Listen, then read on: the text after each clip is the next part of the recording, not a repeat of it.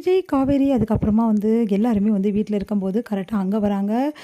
வந்து பார்த்துட்டு அப்படியே அதிர்ச்சி அடையறாங்க. எல்லாருமே முத்துமலர பார்த்துட்டு, முத்துமலர் வந்து இந்த மாரி எங்க வாழ்க்கைக்கு வந்து ஒரு வந்து ஆதாரம் வேணும். எங்க வாழ்க்கைக்கு எதுவுமே இல்ல. அவரு போனோனே எங்களால எதுவுமே சமாளிக்க முடியல. என் பையனுக்கும் சரியான வேலை இல்ல. அதனால கொஞ்சம் ஹெல்ப் பண்ணுங்க. எப்படியாவது அந்த வீட்ட விக்க சொல்லுங்க. அதில வர பங்கு எங்களுக்கு போதும் அப்படின்ற மாரி சொல்றாங்க. நீங்க ஸ்டே வாங்கி வச்சிருக்கீங்க. எப்படி வீடு விக்க முடியும்னு சொல்லிட்டு நம்ம வந்து கேட்குறாரு.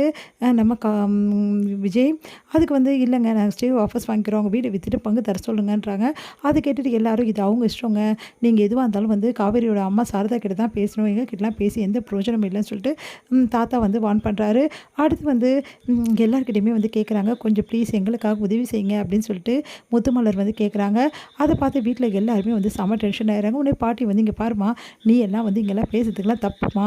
நீ பண்றது கொஞ்சம் கூட சரியில்ல. ஏற்கனவே சாரதாக்கு துரோகம் பண்ணிட்டு இங்க வந்து வந்து கதை அடிக்கிறியா? முதல்ல இங்கேருந்து கிளம்பு அப்படின்னு சொல்லிட்டு பாட்டி வந்து திட்டுறாங்க. தாத்தா வந்து தேவையில்லாத பிரச்சனைலாம் பண்ணாதீங்க அப்படி சொல்றாங்க. இதெல்லாம் கேட்டு முத்துமலர் வந்து நீங்க எல்லாரும் வந்து எனக்கு நியாயம் சொல்வீங்கன்னு பார்த்தா நீங்களும் இப்படி பண்ணா எப்படிங்க? தயவுசெய்து கொஞ்சம் நியாயம் சொல்லுங்க. எப்படியாவது அத விக்க சொல்லுங்க. உங்களுக்கு புண்ணியமா போகும் அப்படி சொல்லிட்டு போறாங்க. இதெல்லாம் கேட்டு வந்து செம்மையா டென்ஷன் ஆயிடுறாங்க காவேரி. இவங்க எதுக்கு இங்க வராங்க அப்படின்னு சொல்லிட்டு செம்ம டென்ஷன் ஆயிடுறாங்க. உடனே வந்து இந்த மாரி அவங்க பேசிட்டு போனோனே வந்து என்ன பண்றாரு, அவங்க சித்தப்பா வந்து நம்ம அன்பரசு வந்து என்ன பண்றாரு, ஓவரா கிண்டல் அடிக்கிறாரு நம்ம காவேரிய. மோசமா பேசுறாரு. இந்த மாரி வந்து எத்தன பேர் வரப்போறாங்களோ தெரியல. உங்க அப்பாக்கு இவங்க ஒருத்தர் தான் பொண்டாட்டியா? இல்ல இன்னும் நெறைய இருக்கா? அப்படின்னு நம்மலாம் பேசுறாரு. அதெல்லாம் கேட்டு காவேரி செம்ம டென்ஷன் ஆயிடுறாங்க. என்ன பேசுறீங்க நீங்க? நாங்களே மனசு உடைஞ்சிருக்கோம். ஆனா இப்படி கேவலமா பேசுறீங்க அப்படின்னோனே, நான் என்ன பண்றது? உங்க அப்பா பண்ண வேலைய தான் சொல்றேன். உங்க அப்பா நெறைய பயங்கரமான ஆளா இருப்பார் போல்ருக்கு. அப்பாவோட திருவிழையால நின்னுக்குனே போகும் போல்ருக்கே அப்படின்ற மாரிலாம் அவங்க அப்பாவ பத்தி பேசுறாரு. அதெல்லாம் கேட்டு வந்து வருத்தம் அடையறாங்க. காவேரி இங்க பாருங்க, எதுவா இருந்தாலும் வந்து கொஞ்சம் பார்த்து பேசுங்க. உங்க இஷ்டத்துக்கு பேசாதீங்கன்றாங்க. உடனே விஜய் வந்து இங்க பாருங்க சித்தப்பா, தேவையில்லாம காவேரியோட ஃபேமிலியோ காவேரி பத்தி தப்பா பேசுறீங்க. அப்ப நடக்கிறதே வேற அப்படின்னு சொல்லிட்டு செம்ம டென்ஷன் ஆகி காவேரி நீ வா காவேரி அப்படி சொல்லி உள்ள கூட்டிட்டு போறாரு. காவேரி எங்க மனசு கஷ்டப்பட்டு அழறாங்க. இதெல்லாம் எங்களுக்கு தேவையாங்க? இந்த மாரி கேவலப்படுத்திட்டு போறாங்களா? அவங்க எதுக்குங்க இங்க வராங்க? அப்படின்றாங்க. இப்ப என்ன பண்றது காவேரி? வந்துட்டாங்க, பேசிட்டாங்க. வீட்ல எல்லாரும் வந்து ஒரு மாதிரி நினைப்பாங்கல்ல, அதெல்லாம் பார்த்துக்கலாம் காவேரி.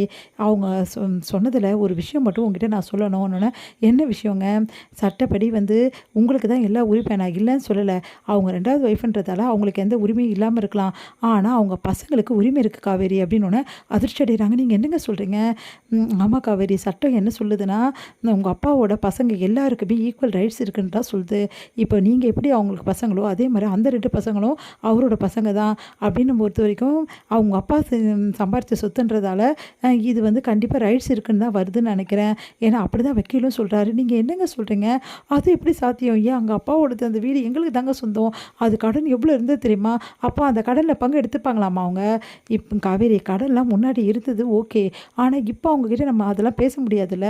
இப்ப நீங்க சொத்த விக்க போறீங்கன்னா, அந்த சொத்துக்கு வந்து வாரிசு வந்து அவங்க வந்து அப்படின்னு இப்படின்னு சொல்லிட்டு சொல்றாங்க. இப்ப என்ன பண்றது காவேரி? அப்படின்னோனே, இல்லங்க நான் ஒத்துக்க மாட்டேன். நீங்க எப்படி இப்படிலாம் பேசிட்டு இருக்கீங்க? அப்பா உங்களுக்கு அங்க பங்கு குடுக்கணும்னு சொல்றீங்களா? எப்படிங்க இப்படிலாம் உங்களால பேச முடியுது? அப்படின்னோனே, காவேரி நான் சொல்லல காவேரி. சட்டம் சொல்லுது காவேரி. இங்க பாரு உங்க அப்பாவோட வாரிசுங்க நீங்க வந்து மட்டும் கிடையாது. அவங்க 2 பேர் மட்டும் சேர்த்து தான் வாரிசுங்கன்ற கணக்குல வரும். இங்க பாரு உங்க உங்க அம்மாக்கும், அவங்களுக்கும் அது என்ன ரைட்ஸ் இருக்கு அப்படின்றது இங்க பிரச்சனை கிடையாது. உங்களுக்கும், அவங்களுக்கும் என்ன ரைட்ஸ் இருக்கு? அதுதான் பெரிய பிரச்சனை இப்போ. உங்க அப்பா சொந்தமா சம்பாரிச்ச சொத்துன்றதால தான் இப்ப பிரச்சனை. இதுவே வந்து உங்களுக்கு வந்து சொத்து வந்து நார்மல் இல்ல. உங்களுக்கு வந்து பூர்வீக சொத்து அப்படின்னா, அவங்க உரிமை கொண்டாடுறது ரொம்ப கஷ்டம். அதனால தான் இப்ப இந்த பிரச்சனை காவேரி. சொன்னா புரிஞ்சுக்கடி அப்படின்னோனே, நான் புரிஞ்சுக்க மாட்டேங்க. நான் ஒத்துக்க மாட்டேங்க இதுக்கெல்லாம் அப்படி சொல்லிட்டு அழறாங்க காவேரி.